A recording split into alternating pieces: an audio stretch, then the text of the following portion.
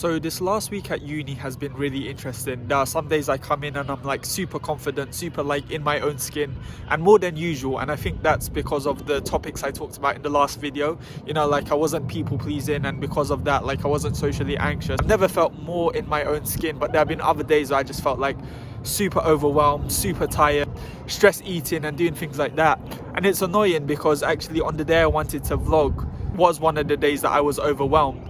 So this entire week I've been working in Ground Cafe and I've been working on my dissertation on black holes, and I really wanted to wake up early and work on that this morning. So I wanted to summarize, just give out what I'm doing throughout the week. Finishing the last bit in my dissertation, which is finding a refinement for Hawking radiation. So not the Hawking radiation that Hawking came up with, but a more improved version. And the final step in doing that is finding the classical action from the system of when the event horizon of a black hole shrinks. So when there's two particles, a pair production inside the event horizon or on the event horizon, and one of the particles sinks back into the singularity, and because it's like negative mass or negative energy, it detracts from the mass of the singularity, so the event horizon shrinks. So what we're doing is we finding the momentum of that system. You know, like the thing in physics where you have like the two cars and you find out the momentum before and after. It's kind of like that, and that process gives us a refinement for Hawking radiation, the probability of Hawking radiation happening. And it's been really good because like Monday, Tuesday, Wednesday and then Friday I was working in Ground Cafe. I had some really nice coffees as well, and it was really nice, and I wanted to showcase campus because it was so beautiful as well. But on this Thursday, on this one day, I was so tired. The night before I didn't even like go to bed late, but like I ended up staying up till like 2 a.m. like eating frosties, eating like sugary foods. And I think that's partly because it's this idea of like, what's the saying? The familiar bad is better or more comfortable than the unfamiliar good. And I think it's just a matter of that. It's strange. It's strange why I would be doing that. It's strange why I'd be staying up late and eating late. I have been ill. I have been a bit overworked, but still. So it was 2 a.m. So I was like, damn it, I can't even do the study session in the morning. I'm meeting Rayan tomorrow, and then I was like, nah, you know, I can't even do this. I'm so overwhelmed. I'm gonna send Rayan a text and just tell him like, yo Rayan, you know, I can't make it tomorrow. So it's like 2 a.m. and then I go to sleep, but then like I have a nightmare, and then I wake up at like 9 a.m. and then it's like, you know, when you're up. So, Shama! So I sent Rayan a text in the morning and I was like, yo Rayan, I'll see you at Library Square. So anyway, so it was really late. I started off the day with journaling to get me in the right space, and made a coffee and headed into campus. Campus has been looking really beautiful because of all the cherry blossoms. I don't know if you can see the one there. There's also this nice one next to Ground Cafe, which I really like. So there's two of them and one blooms more than the other.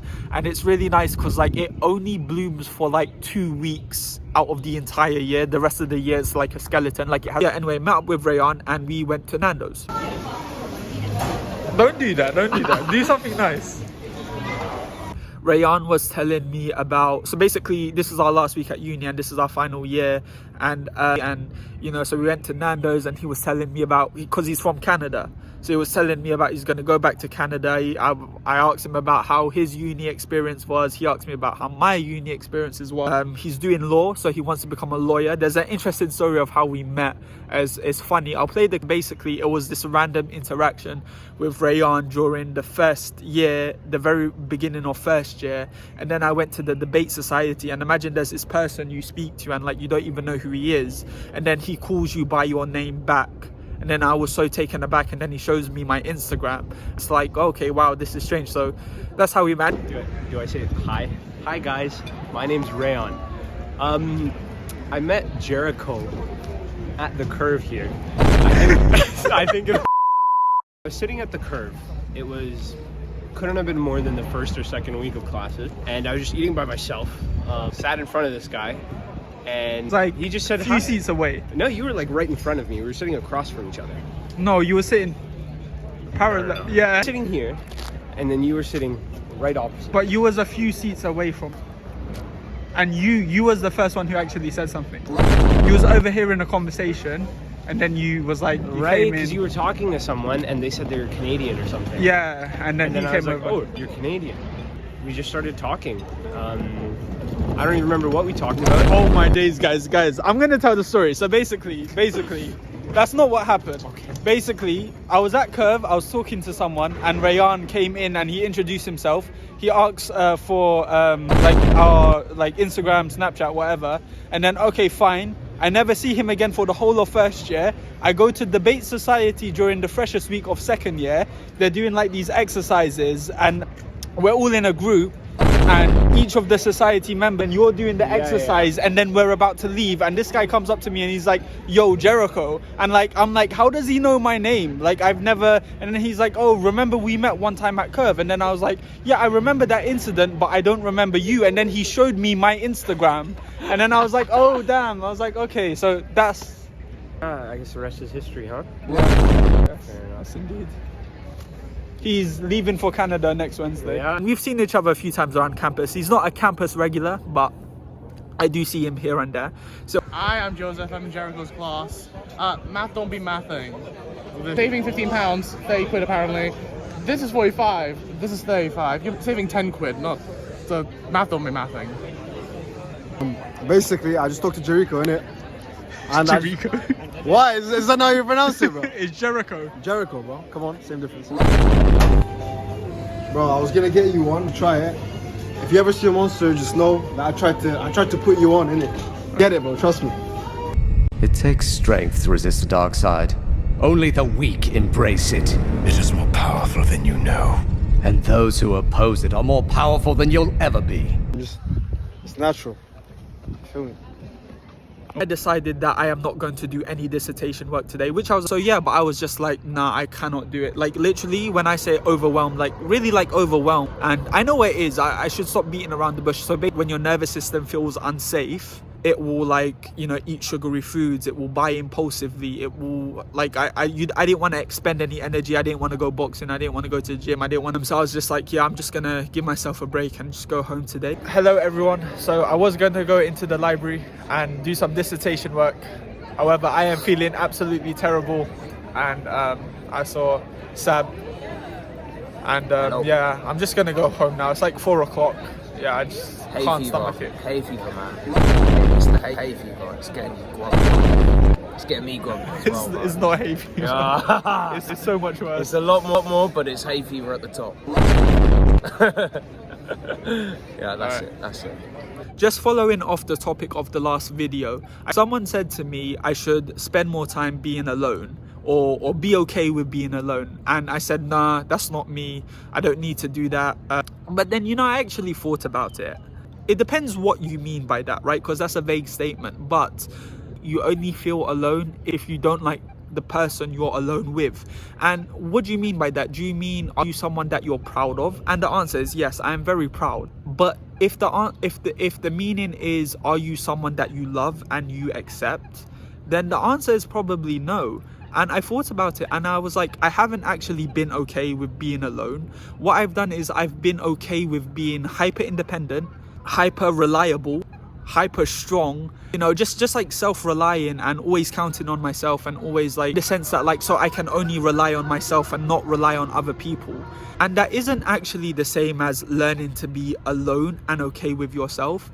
And you know, the last vlog was about people pleasing. You know, I've been doing really good at people pleasing, and not just people pleasing, because people pleasing also leads into this idea of being manipulated, not in the major things but in the minor things, like the subtle manipulation. I've been really good. But the root cause of people pleasing, where does it come from? And people pleasing is a coping mechanism, and it comes from this idea of inadequacy and shame. There's something fundamentally wrong with you, and there are certain experiences in your past. The way your brain makes sense of it is that there was something wrong with you. It made it a point that if you could just fix what's right with you, then maybe they'll care for you, maybe they'll love you. And it's shame, and I'm just carrying it around with me all the time. And it makes sense because, you know, it makes sense why I meet people, why I'm scared, you know, I'm gonna lose them. Because if something good happens, if I meet someone new and interesting, it's like, it's just a fluke. And once they find out who I really am, like, they're gonna leave. And like, if something bad happens, then it proves that there is something wrong with me. And it's this idea of inadequacy and not being enough, and it's that feeling of shame that there's something wrong with you. And I think what I need to do is I need to stop being afraid of that. I need to stop being afraid with that inadequacy of not being enough. Like, you know, like even Rayan today, you know, Rayan, I don't see Rayan that often, but I thought that because I sent Rayan the text in the evening, like at 2 a.m. and I cancelled on him, and then I said, no, I'm gonna come, like he didn't respond when I was saying like, okay, like I'm gonna come in now. Like he did eventually, but not in the early stages. And I was like, oh, this guy's not replying. Like I was getting worried that he was gonna cancel on me last minute, like he got fed up or something. And it's just this irrational fear, and it comes from this idea of like abandonment, and it comes from this idea of inadequacy, this idea that like people can leave you, and it's a feeling, and it's I need to feel those feelings, and I need to fight it with self-compassion, compassion for who I was back then when I didn't know any better, and compassion for who I am now. And you know, it's like with this trauma thing, it's like layers of the onion, and you peel back one layer and you think that's it, but there's another layer and there's another layer. But I think this is something really good, because it is something I've been struggling, and I haven't been able to understand other things that I think, without this concept of shame, without this idea of shame, that there is something wrong with me, and it's something learned, and it is something that I can unlearn through compassion.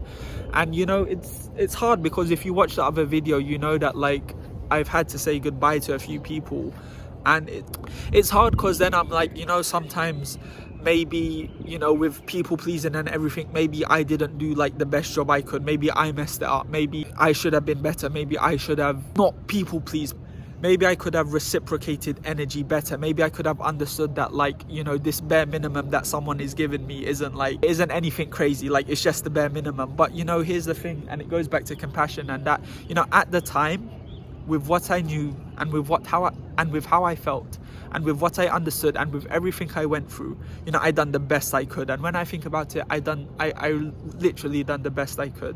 And it's just about compassion, and I did the best I could. You know, I didn't love people in the best way, the highest possible way, but in the way I knew at the time, I gave them everything I had. I gave them everything I had. And just moving forward, I just need to know that I need to be a bit more selective with who I give my energy to, because I give so much, you know, which is fine, which is a good thing, and I'm not gonna stop doing that. But you know, when you aren't getting it back, it is very draining, and it's very harmful to you, and then you end up stop doing that. So yeah, I just need to, but which is fine, like I'm not upset or anything, like this is growth, and I'm so happy to have this.